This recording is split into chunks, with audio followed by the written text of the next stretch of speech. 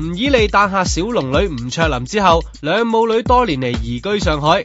不過一直冇兼父職嘅二玲，最近就帶埋11歲嘅愛女回流翻嚟香港生活。早前更加豪花500幾萬買入大埔丁角村一棟3層嘅村屋，又為個女揾學校。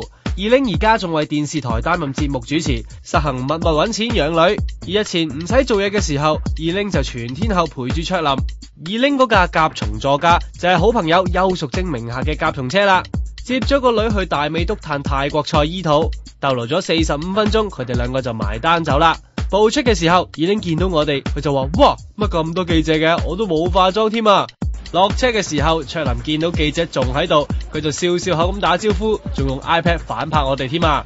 之後佢哋兩個就去咗一間商場，走嘅時候見到佢哋一代二代咁，之後佢哋就齊齊翻咗大埔嘅寓所啦。見到佢哋兩個感情非常之好，而二玲亦都好努力，默默揾錢養女，咁我哋都祝福佢哋兩個生活愉快啦。